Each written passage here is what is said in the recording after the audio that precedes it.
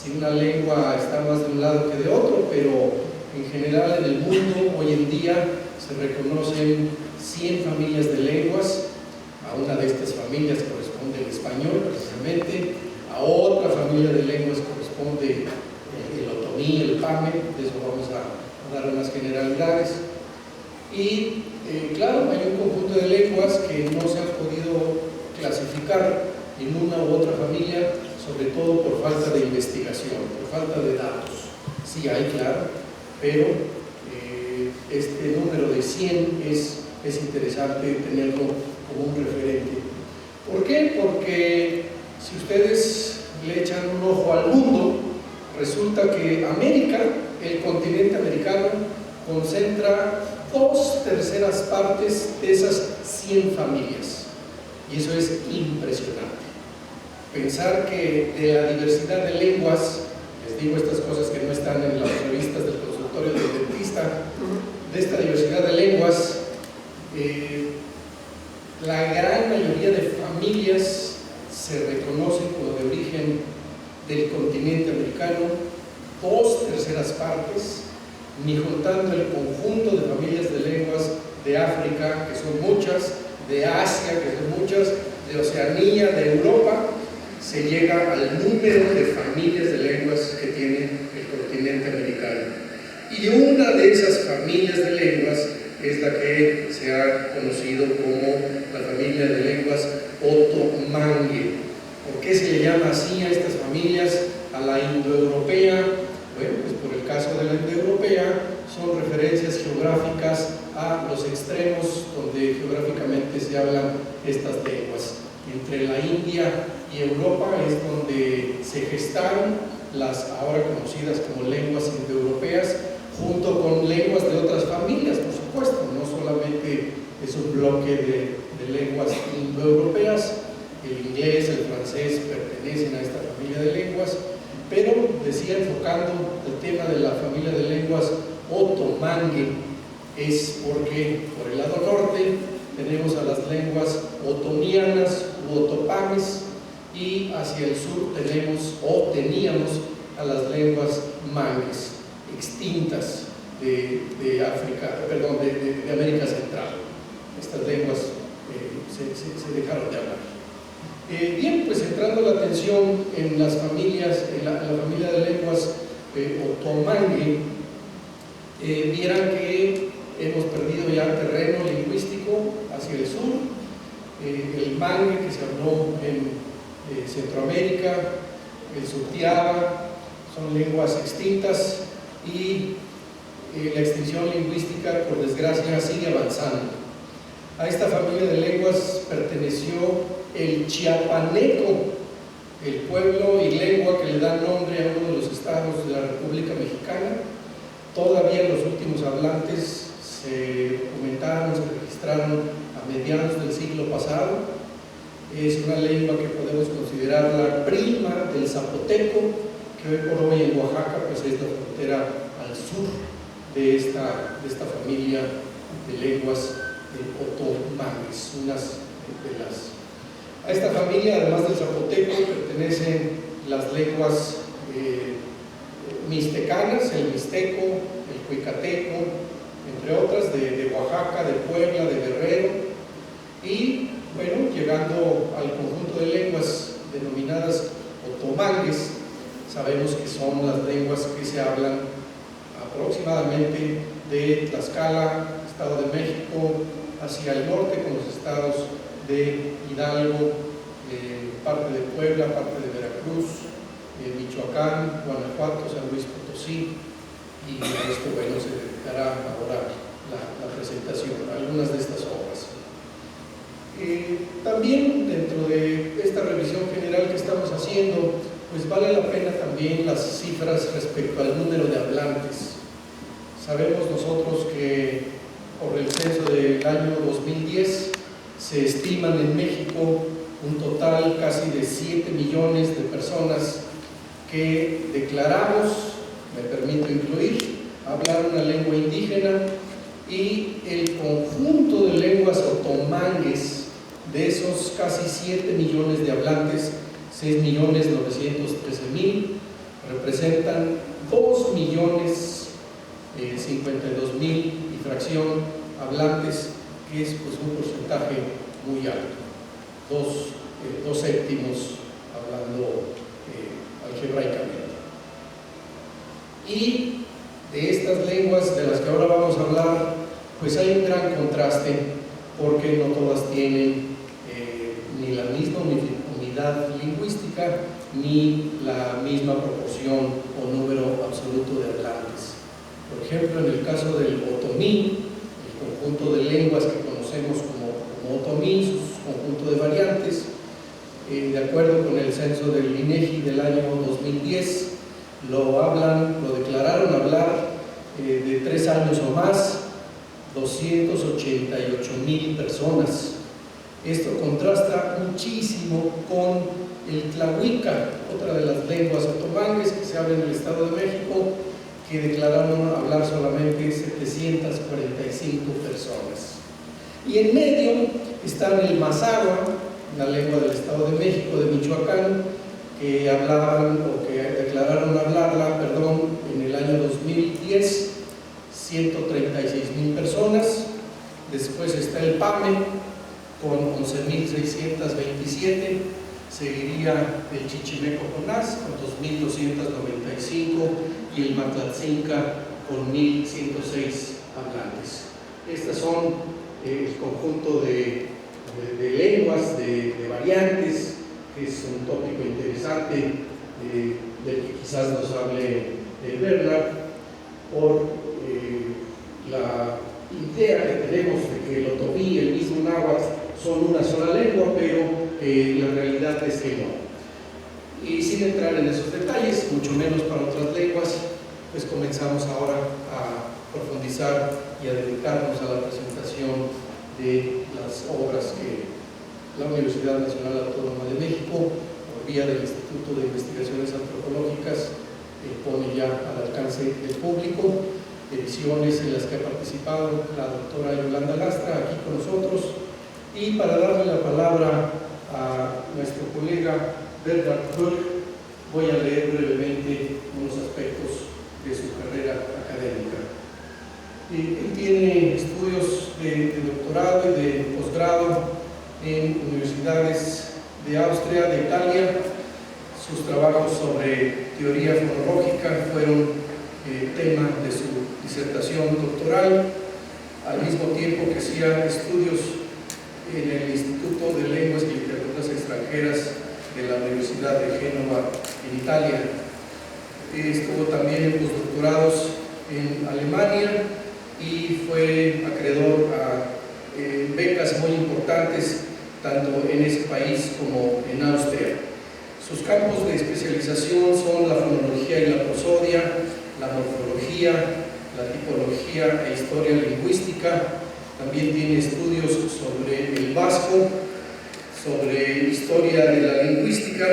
Actualmente es uno de los editores de la nueva edición histórico-crítica de las obras de Humboldt, un precursor de la lingüística del siglo XIX y siglo XVIII, siglo XIX.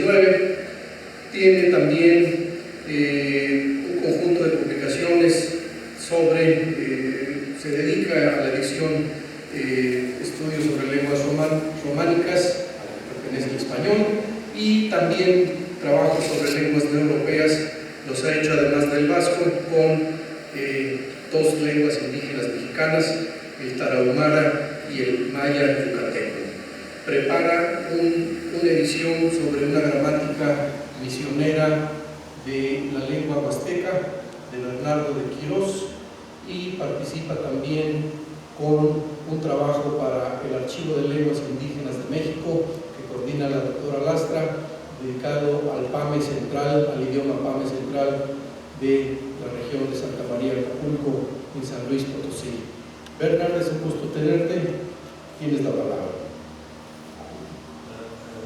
Vielen Dank. Auch ich kann in einer Sprache begrüßen, die man versteht. Este für mich también puede saludar a una que era la lengua mexicana.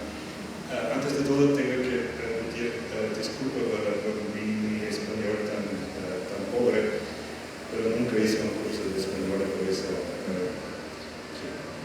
creo que disculpas. Para empezar, yo voy a presentar brevemente el primero de estos dos libros que en esta hora están en discusión, que es el Tratado del Arte y Unión de los Idiomas Otomí Pame y los vocabularios de los idiomas Pame, Otomí, Mexicano y Chiconas, escrito por Fray Juan Guadalupe Soriano y editado con gran mérito por Leonardo Lastra. Para la presentación quiero ir en medias res, o más claramente creo empezar con una evaluación final, que es que este libro creo que es una síntesis muy conseguida de historia y actualidad. Y creo que es uno de los méritos más grandes que un libro puede tener. Es una síntesis con referencia a, primero, material lingüístico que presenta Soriano. Es una síntesis en el sentido de historia de la disciplina, porque la lingüística misionera nos enseña muchísimas cosas sobre la historia del pensamiento lingüístico. Es una síntesis en el sentido del estudio de lenguas indígenas. México tiene una buena tradición de publicaciones de trabajos de gramáticas misioneras. Se asocia casi siempre con el nombre de René Acuña, porque René Acuña, y también él lo hizo casi todo en la editorial de la UNAM. René Acuña publicó un montón de trabajos viejos, en parte en facsímil, en parte en transcripción, y lo que creo que es un grandísimo mérito que tiene, nosotros todos utilizamos sus libros, pero muchos de estos libros también son problemáticas por las muchas injerencias editoriales que hizo Acuña en estas publicaciones. Sabemos que la lingüística misionera tiene una importancia muy infravalorada por varias partes de la disciplina, primeramente para el desarrollo de la lingüística en general. Y esto es, me siento permitido una pequeña transgresión. La lingüística misionera, para casi 300 años, en Europa había la llamada gramática filosófica de Port Royal, de otras escuelas, etc., que era algo que se quedaba mayormente en un nivel teórico. Mientras en estos 300 años en otras partes del mundo había misioneros que describían, que hicieron descripciones de lenguas. Simplemente las razones son varias. Las razones eran para facilitar la vida a los sucesores en ciertas misiones, por ejemplo. Porque no todos que vienen ahí tienen que empezar de cero, pero el sucesor ya tiene algo para que puede trabajar, por ejemplo.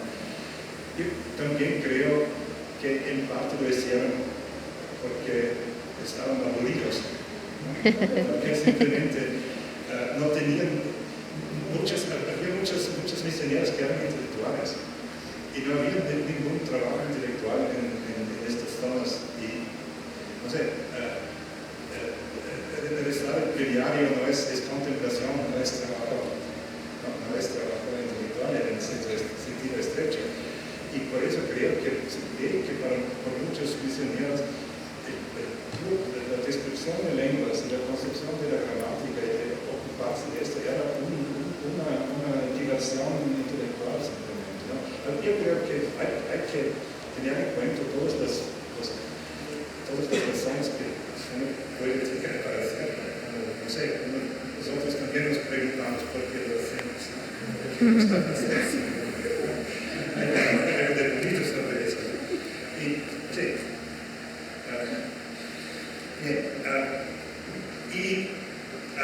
A finales del 800, en los grandes proyectos de universalismo, de se notaba, se empezaba con personas como Guillermo de Humboldt a notar que había gente que ya había transcrito lenguas, ¿no? Que empezaban a coleccionar estas lenguas, estas descripciones. Había los grandes proyectos como de Lorenzo de Lastin-Bamburo, por ejemplo, ¿no? El proyecto de Humboldt, el proyecto de San Petersburgo, en Rusia, etc. Había estos grandes proyectos enciclopédicos que se basaban, se puede, ahora con este estudio, esta edición histórica bíblica que hacemos de Humboldt, se puede muy bien también esbozar la vía de estas gramáticas, como pasaban, por ejemplo, de Roma, donde Humboldt se pasaba 8 años, Humboldt se pasaba a Avilón, de Avilón pasaba a San Petersburgo, etc. Es todo un tráfico, una red de cambio de ideas y de papeles y de manuscritos. Es muy interesante esto.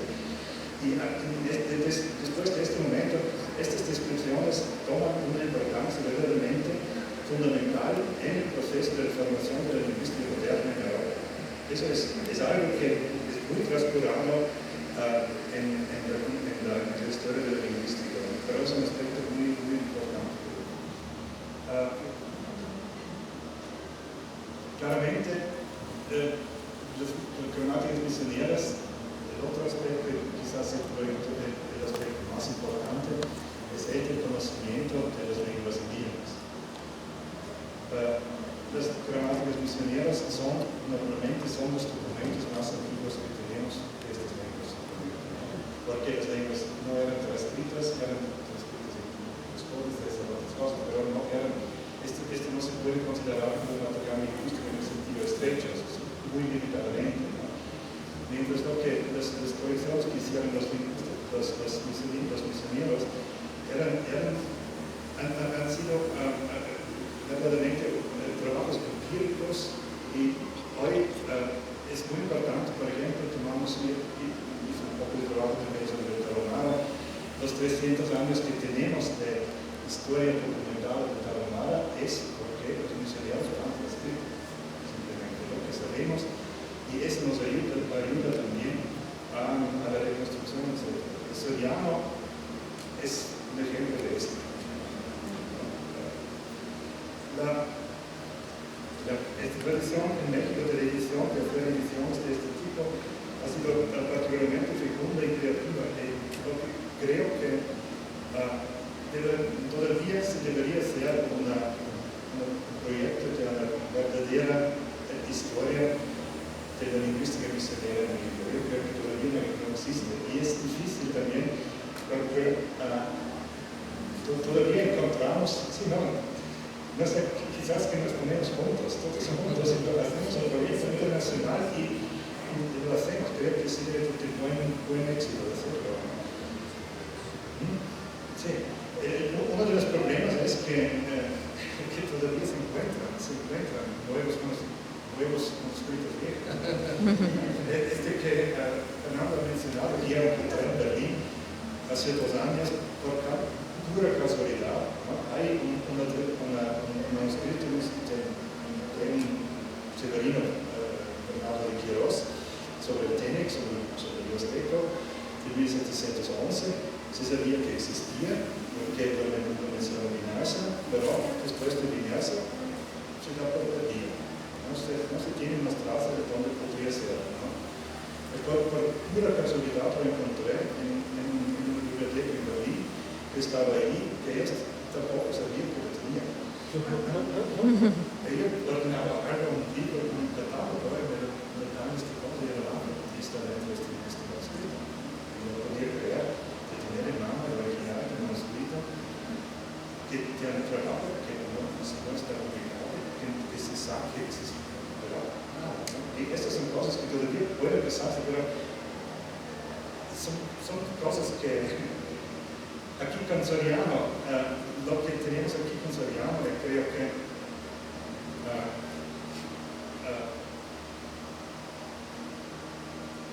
la cosa de Soriano es que finalmente ahora podemos decir, gracias a Yolanda Lastra, que Soriano, del cual también sabíamos que existía, había gente que conocía conocía el manuscrito que citaba el otro, pero en su totalidad el Soriano no estaba publicado. Y por eso, gracias ahora al trabajo editorial de Yolanda, lo tenemos en mano, podemos decir, finalmente podemos trabajar. Y aquí es la misma cosa que con este libro son los materiales más ancianos, más viejos, más ancianos que tenemos. Por cuestiones de reconstrucción, si queremos saber las relaciones históricas entre Jonás y Carmen, ahora podemos, porque tenemos el material. Y el libro consiste, no sé quién lo conoce de vosotros, el libro consiste en un estudio crítico introductivo por Yolanda Lastra y Doris Bartholomew. Yolanda Lastra está bien conocido por todos, Doris Bartholomew, no sé si tengo que presentarla, en ausencia, que es una de las estudiosas de lenguas autopanes, y hizo también su tesis de doctorado en los años 60 sobre el tema, trabajaba sobre el Instituto Lingüístico de la RAN en México, así ocupaba casi siempre de lenguas autopanes o autopanes. Este estudio introductivo crítico de las dos autoras, de la editora y coautora Doris Bartholomew, es muy informativo y abre pero también una serie de preguntas. Creo que es como todos los estudios críticos, al final uno se queda con más preguntas que respuestas, pero hay muchas. Ya el hecho de abrir estas preguntas creo es un gran trabajo. Después sigue el texto central, que es el arte de los idiomas otomí y pame, con el importante vocabulario de los idiomas pame y otomí, mexicano y jonás. Todo eso ha sido escrito entre 1767 y 68, es decir, casi 250 años atrás. Ya he dicho que el trabajo de Soriano nos ofrece por primera vez la base empírica descriptiva de la relación del parentesco de las lenguas otomí y pame. Esto es quizás el aspecto más importante del Soriano. El texto integral nos da todo este material, sobre todo el nivel teórico en vista de hoy de las gramáticas misioneras se sabe que es claramente limitado. Tiene que ser así, ¿no? Pero también entre las varias gramáticas misioneras podemos observar varios pasos, por ejemplo, ¿no? Los misioneros que conocían la gramática de Rincón nacido a finales del 600, ha sido el primer autor indígena, el primer misionero indígena que ha escrito la gramática, que se nota muy bien que tiene un acercamiento diferente a la lengua, porque es su lengua madre, su lengua materna, y por eso describe cosas y detalles que otros autores no han descrito. Y así, en los autores posteriores se ve muy claramente que solamente en Nebrija, trabajaban más en Nebrija, el modelo español y latín, o quien conocía el trabajo de Rincón, ¿no? Y trabajaba ya con conocimientos sobre localización de otros detalles que los que trabajaban solamente de la base del latín no reconocían porque no tenían las medidas para reconocer. En esto hay pasos y hay avances muy interesantes por dentro de la lingüística misionera. Y aquí se coloca también el Soriano, este libro del Soriano.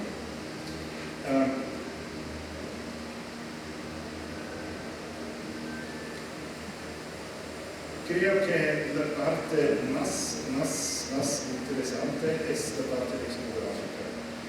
Desde el punto de vista del Soriano, es decir, del texto original, que Soriano ya que hace esta oposición, esta comparación de las cuatro lenguas, ¿no? del Cano, Turí, Mexicano y Jonás.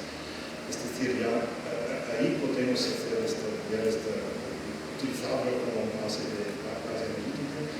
Y la editora, y aquí empieza la parte, creo, sin infravalorar la parte de la transcripción y edición del texto de la gramática, creo que en la parte editorial de los vocabularios, Fernando Lastra hizo algo muy importante, es decir, hacer un estudio propio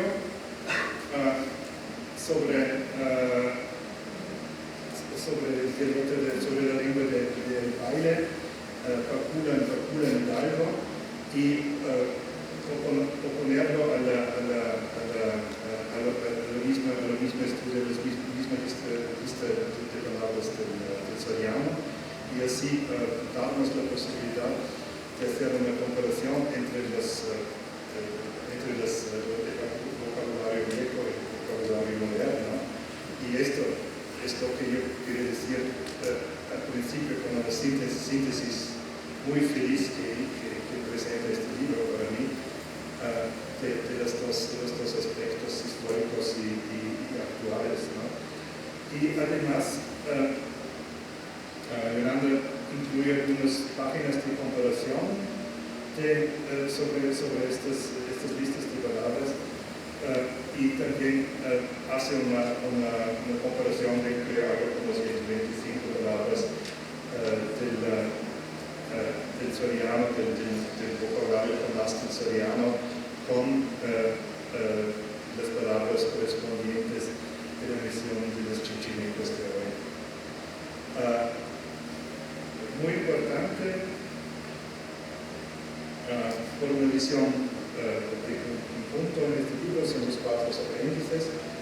Los cuatro apéndices que ocupan más de 130 páginas, es decir, una buena parte del libro son